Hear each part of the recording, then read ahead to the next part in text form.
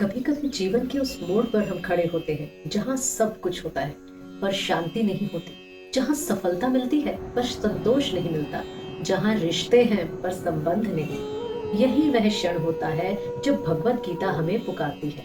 तो दोस्तों, स्वागत है आपका सीरीज आत्म भोजन एपिसोड पर। आप देख रहे हैं फुलफिल क्यूरोसिटी और मैं हूँ आपके साथ सारा। दोस्तों, भगवत गीता केवल धर्म ग्रंथ नहीं है, यह मानव मन का विज्ञान है। यह हमें बताती है कि कैसे सही निर्णय लें। जब दिल और दिमाग टकराते हैं, कृष्ण और अर्जुन का संवाद केवल युद्ध भूमि का नहीं बल्कि हर इंसान के जीवन का संवाद है, जहां अर्जुन हमारे भ्रम का प्रतीक है और कृष्ण विवेक का। आज की भागदौड़ में हम सब कर्म करते हैं पर शांति नहीं पाते। गीता कहती है, कर्मण्येवाधिकारस्ते मा फलेषु कदाचन। मतलब कर्म करो पर फल की चिंता मत करो। यही सूत्र आज के तनाव, चिंता और असंतोष से मुक्त होने की कुंजी है। गीता जीवन को बदलने के लिए नहीं कहती, गौर से सुनिएगा, गीता जीवन को बदलने के लिए नहीं कहती, वह हमें देखने का तरीका बदलना सिखाती है। जब दृष्टि बदलती है तो वही परिस्थिति अक्सर अवसर बन जाती है और वही दुख हमारे ज्ञान का द्वार। गीता केवल अर्जुन के लिए नहीं थी, वह हर उस व्यक्ति के लिए है जो कभी संघर्ष में उलझा, निर्णय में डगमगाया या सही और गलत के बीच फंसा। यह एक कामयाब व्यक्ति से लेकर विद्यार्थी तक, गृहिणी से लेकर साधक तक, हर किसी के लिए जीवन का जीपीएस है। इस एपिसोड को आगे बढ़ाते हुए अब हम प्रवेश करते हैं श्रीमद् भगवद गीता के इस श्लोक में। गीता का प्रथम श्लोक। धृतराष्ट्र उवाच धर्मक्षेत्रे कुरुक्षेत्रे समवेतायुयुत्सवः मामकः पांडवाश्रवे किम कुरुवत संजय। अर्थात धृतराष्ट्र बोले, धर्म क्षेत्र यानी कुरुक्षेत्र में एकत्र हुए मेरे और पांडु के पुत्र जो युद्ध की इच्छा रखते हैं, हे संजय, उन्होंने क्या किया। भाव यह है, धर्म क्षेत्र से यह संकेत मिलता है कि यह भूमि धर्म का समर्थन करने वालों को विजय प्रदान करेगी। धृतराष्ट्र का प्रश्न उनके अंदर की अनिश्चितता और भय को प्रकट करता है। उन्हें इस बात की चिंता है कि उनके पुत्र कौरव धर्म के मार्ग पर न होने के कारण पराजित हो सकते हैं। धृतराष्ट्र धर्म क्षेत्र शब्द का उपयोग करते समय असहज है क्योंकि उन्हें अपने पुत्रों के अधर्म का आभास है। धृतराष्ट्र शारीरिक रूप से अंधे हैं, परंतु उनका मानसिक अंधत्व अधिक स्पष्ट होता है। अपने पुत्रों के प्रति अत्यधिक मोह रखते हैं जो उनके न्याय और सत्य को देखने की क्षमता को बाधित करता है। कुरुक्षेत्र की पवित्रता और पांडवों की धर्म परायणता धृतराष्ट्र को असहज करती है। उनके भीतर यह डर छिपा है कि धर्म की विजय होगी और उनके पुत्र कौरव हार जाएंगे। यह युद्ध केवल हथियारों का संघर्ष नहीं, यह मानव जीवन में अच्छाई और बुराई, धर्म और अधर्म, आसक्ति और त्याग, स्वार्थ और कर्तव्य के बीच होने वाले संघर्ष का प्रतीक है। धृतराष्ट्र के इस प्रश्न के माध्यम से भगवान कृष्ण हमें संदेश देते हैं कि जीवन एक धर्म क्षेत्र है जहां हमें अपने कर्मों के विचारों के आधार पर निर्णय लेना होता है। वह कौरवों को मामकाह कहकर अपने और पांडवों के बीच एक रेखा खींचते हैं, जबकि दोनों पक्ष उनके ही परिवार का हिस्सा है। यह आसक्ति का प्रतीक है, यह उनके पक्षपाती दृष्टिकोण को दर्शाता है। ये श्लोक यह भी इंगित करता है कि कौरव और पांडव के बीच की लड़ाई यानी धर्म और अधर्म की लड़ाई धृतराष्ट्र के भीतर भी चल रही है। धृतराष्ट्र का यह प्रश्न उनके भीतर के संशय, भय और मोह को प्रकट करता है। यह दिखाता है कि जब हम अधर्म के साथ जुड़े होते हैं तो हमारे भीतर अशांति और अनिश्चितता का जन्म होता है। कुरुक्षेत्र को धर्म क्षेत्र कहा गया है, जो यह स्पष्ट करता है कि धर्म की स्थापना ही मानव जीवन का उद्देश्य है। यह श्लोक हमें सिखाता है कि मोह और पक्षपात को त्याग कर सत्य और धर्म का पालन करना ही जीवन की सही दिशा है। तो दोस्तों, आइए एक कहानी के माध्यम से इस श्लोक को आज के जीवन से जोड़ने का प्रयास करते हैं, क्योंकि शास्त्रों के गूढ़ संदेश जब कहानी बनकर हमारे सामने आते हैं तो सिर्फ सुने नहीं जाते, महसूस किए जाते हैं। कहानी वो आईना है जिसमें हम अपने ही जीवन के संघर्षों को देख पाते हैं और शायद उसी में छुपा होता है हमारे धर्म क्षेत्र का उत्तर। तो उसी उत्तर को ढूंढते हुए आइए सुनते हैं ये कहानी। दोस्तों, कभी कभी जिंदगी में हालात ऐसे बन जाते हैं जब सही और गलत का फैसला करना आसान नहीं होता। एक तरफ माँ का प्यार, दूसरी तरफ जीवन साथी का मान, दोनों अपने, दोनों सही। फिर भी दिल के भीतर चलने लगता है एक युद्ध, जहाँ कोई अर्जुन बनता है तो कोई धृतराष्ट्र। आज की कहानी जीवन का धर्म क्षेत्र, हर उस इंसान की कहानी है जो रिश्तों में उलझता है लेकिन भीतर किसी जवाब की तलाश में है। आइए देखें, जब मोह और धर्म आमने सामने आते हैं तो मनुष्य का मन किस ओर झुकता है। रात के 11 बजे हैं। निखिल बिस्तर पर लेटा है पर नींद नहीं आ रही। फोन में माँ का मिस्ड कॉल देखता है। तभी नजर जाती है पत्नी के लंबे से मैसेज पर। तुम्हें सिर्फ अपने लोगों की पड़ी है, मुझे कभी समझा ही नहीं। लाइट बंद है पर निखिल के मन में सवालों की रोशनी तेज है। कौन सही है, कौन गलत? माँ जो अकेली रहती है और हर दिन शिकायत करती है, या रीमा जो कहती है कि तुम्हारी माँ तुम्हारे जीवन की डोर खींचती है। उसके भीतर एक अदृश्य युद्ध चल रहा है। धृतराष्ट्र की तरह वो भी सोचता है, मेरे और उनके में फर्क कहाँ तक खींचूं। अब सुबह 8 बज चुके हैं। निखिल ऑफिस जाने की जल्दी में है। किचन में रीमा नाश्ता तैयार कर रही है। तभी माँ का फोन आता है। बेटा, कल पड़ोस की सुनीता आई थी, कह रही थी तुम्हारी बहू तो तुमसे बात तक नहीं करती। मुझे तो लगता है उसे मेरी परवाह ही नहीं। निखिल थके हुए स्वर में कहता है, नहीं माँ, शायद वो ऑफिस के काम में व्यस्त रहती है। माँ बीच में ही काट देती है, काम तो सब करते हैं बेटा, पर किसी का संस्कार नहीं जाता। तुम्हारी शादी के बाद घर की हवा ही बदल गई है। निखिल चुप हो जाता है। फोन रखते वक्त माँ धीरे से जोड़ती है, बस इतना याद रखना बेटा, अपनी माँ को भूलने वालों को दुनिया भी भूल जाती है। फोन काटता है और निखिल का मन भारी हो जाता है। कुछ देर बाद रीमा बाहर आती है। उसके हाथ में फोन है। तुम्हारी माँ ने मुझे फिर मैसेज भेजा है, तुमने मेरे बेटे को मुझसे दूर कर दिया। निखिल, मैं आखिर क्या करूं? उसकी आवाज में रोष भी है, दर्द भी। वो आगे कहती है, तुम्हारी माँ के सामने मैं कुछ कहूं तो वो अपमान समझती है। तुम चुप रहते हो और वही चुप्पी मुझे दोषी बना देती है। निखिल बस इतना कहता है, रीमा वो माँ है, उनका दिल ज्यादा दुखता है। रीमा फट पड़ती है, और मेरा क्या? मेरे जज्बात की कोई कीमत नहीं। हर बात पर वो माँ है कहकर तुम मुझे दोषी बना देते हो। माँ का प्यार तुम्हें बांध रहा है निखिल, और तुम उसे धर्म समझ बैठे हो। वो आंसू पोंछकर कमरे में चली जाती है। निखिल वहीं खड़ा रह जाता है। कमरे की दीवारें जैसे दोनों की बातों को सोख रही है। निखिल चुप है। कप में पड़ी चाय ठंडी हो चुकी है। रीमा की आंखों में शिकायत है और माँ की बातों में तंज। दोनों उसे अपनी अपनी तरफ खींच रही है।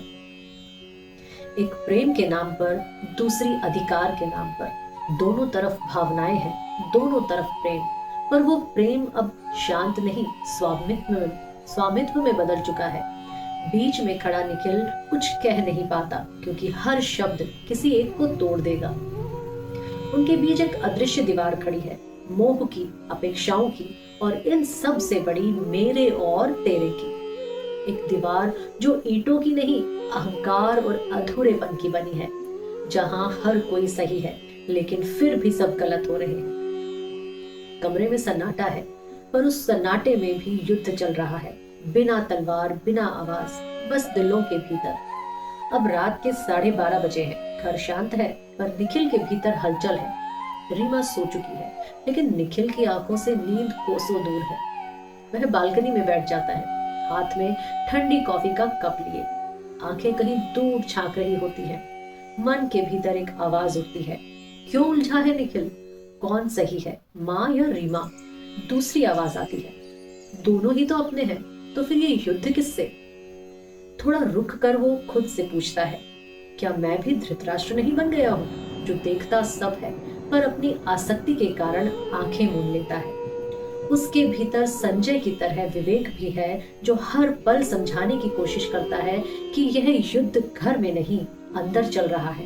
वो सोचता है, धर्म क्या है, माँ की सेवा या पत्नी की संवेदना?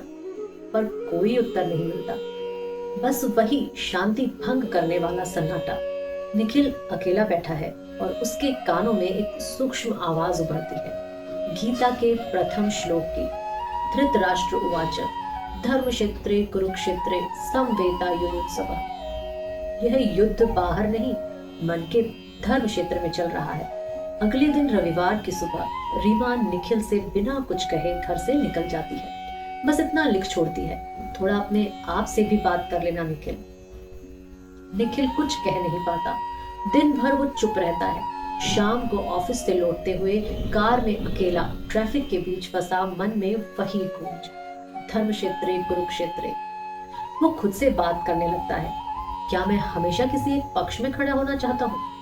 क्यों मुझे लगता है कि अगर मैंने माँ की बात नहीं मानी तो अपराधी हूँ, और अगर रीमा की नहीं सुनी तो मैं प्रेमहीन। संजय की आवाज जैसे भीतर से आती है, क्योंकि तू अपने कर्तव्य और अपेक्षाओं में फर्क नहीं कर पा रहा। निखिल चौंकता है, तो क्या मैं अधर्मी हूँ? उसका विवेक शांत स्वर में कहता है, अधर्मी नहीं, बस भ्रमित। धर्म हमेशा किसी के पक्ष में खड़ा होना नहीं है, कभी कभी दोनों के बीच सत्य की रक्षा करना होता है। माँ को भी समझना है कि प्यार अधिकार नहीं होता, और रीमा को भी कि रिश्ते संवाद से चलते हैं, मुकाबले से नहीं। निखिल का तनाव कुछ हल्का पड़ता है, पर तभी फोन बजता है। माँ की आवाज कांपती हुई, बेटा रीमा ने घर छोड़ दिया क्या? पड़ोसी बता रहे हैं वो मायके चली गई। निखिल का दिल जैसे धक से रह जाता है। अगले ही पल रीमा का मैसेज आता है, थोड़ा वक्त चाहिए खुद को समझने के लिए। वो फिर वहां लौट आता है, धृतराष्ट्र के द्वंद्व में, जहां मन का एक हिस्सा कहता है जा उसे वापस ले आ, दूसरा कहता है पहले खुद को समझ, तभी किसी को समझ पाएगा। ट्रैफिक की लाल बत्ती में फंसी कार मानो उसके जीवन का प्रतीक बन गई हो, रुकी हुई बीच रास्ते में। रात के 9 बज रहे हैं। रीमा मायके चली गई है। माँ का चेहरा चिंता और गुस्से से भरा हुआ है। देखा, मैंने कहा था ना वो ज्यादा दिन टिकेगी नहीं, अब तुम ही संभालो सब कुछ। निखिल थक कर कहता है, बस माँ थोड़ा शांत हो जाओ। माँ का स्वर और तीखा हो जाता है, शांत? अब तू ही बता, मेरी परवरिश का यही फल मिला मुझे? निखिल भीतर से टूट जाता है। एक तरफ माँ का वर्षों का प्रेम और त्याग, दूसरी तरफ रीमा की संवेदना और उम्मीदें। दोनों ही सच्चे, दोनों ही अपने, लेकिन दोनों के बीच वह खुद कहीं खो गया है। वो बालकनी में जाता है। बारिश शुरू हो गई है, हल्की सी पर लगातार। उसके मन में फिर वही आवाज, धृतराष्ट्र उवाच। उसे एहसास होता है वो भी धृतराष्ट्र बन गया है, जो अपने मोह में उलझकर विवेक की आंखें बंद कर चुका है। उस रात वो बहुत देर तक बैठा सोचता रहता है। माँ की पीड़ा असली है, पर उसका अधिकार नहीं। रीमा का दर्द सच्चा है, पर उसका अपेक्षा का जाल भी गहरा है। और फिर उसे समझ आता है, धर्म का चयन किसी एक का साथ देना नहीं, बल्कि सत्य और संतुलन के साथ खड़े होना है। अगली सुबह निखिल अपनी माँ के कमरे में जाता है और कहता है, माँ, रीमा बुरी नहीं है, बस वो चाहती है कि हम उसे भी उतना ही अपना माने जितना मैं आपको और आप मुझे मानती हैं। आप दोनों के बीच में बंटना नहीं चाहता। मैं बस एक ऐसा घर चाहता हूँ जहाँ हम तीनों साथ हों, बिना दोष दिए। माँ कुछ नहीं कहती, बस चुप रहती है। उनकी आंखों में पहली बार आंसू है, गुस्से के नहीं, स्वीकार के। वो फिर रीमा के घर जाता है। रीमा कहती है, अब क्या माँ मानेगी? निखिल मुस्कुराता है, शायद अभी नहीं, पर मैं इस बार भागूंगा नहीं, क्योंकि अब मुझे समझ आ गया है, धर्म वो नहीं जो सबको खुश रखे, धर्म वो है जो अंतर मन को शांत करे। रीमा धीरे धीरे उसके पास आती है। दोनों के बीच कोई शब्द नहीं, बस एक मौन समझौता कि इस बार वो एक दूसरे के खिलाफ नहीं, साथ मिलकर परिस्थिति के खिलाफ खड़े होंगे। और अब निखिल और रीमा बरामदे में खड़े हैं। बारिश रुक चुकी है, सूरज की हल्की किरणें बादलों के बीच से झांक रही हैं। दोस्तों, कभी कभी जीवन का सबसे बड़ा युद्ध घर की दीवारों के भीतर होता है, जहां तलवारें नहीं टकराती, केवल शब्द, भावनाएं और अपेक्षाएं घायल करती है। धृतराष्ट्र की तरह हम सब अपने जीवन में कहीं न कहीं अंधे हो जाते हैं, अपने मामकाह यानी मेरे अपने की सीमाओं में। हम यह भूल जाते हैं कि धर्म का अर्थ किसी एक का पक्ष लेना नहीं, बल्कि सत्य और संतुलन के साथ खड़ा रहना है।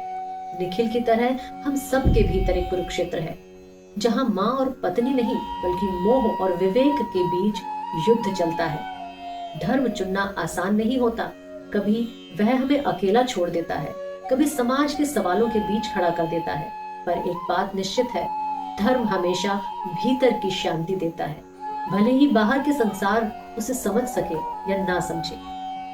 जीवन का धर्म क्षेत्र यही है जहां हमें हर दिन यह तय करना होता है कि हम अपने मोह की रक्षा करेंगे या अपने सत्य की। और शायद यही गीता का पहला संदेश है कि हर प्रश्न, हर उलझन, हर पीड़ा हमें भीतर झांकने का निमंत्रण देती है, क्योंकि जब हम भीतर का युद्ध जीत लेते हैं तो बाहर की हर लड़ाई स्वयं शांत हो जाती है। अगर इस एपिसोड ने आपके मन को छुआ हो, आपको थोड़ा भी सोचने, ठहरने या महसूस करने पर मजबूर किया हो, तो इसे औरों तक पहुंचाइए, क्योंकि आत्मा का भोजन तभी पूरा होता है जब उसका स्वाद बांटा जाए। लाइक, शेयर और सब्सक्राइब करना ना भूलें, ताकि अगला आत्म भोजन सीधे आपके दिल तक पहुंचे। जय श्री कृष्ण।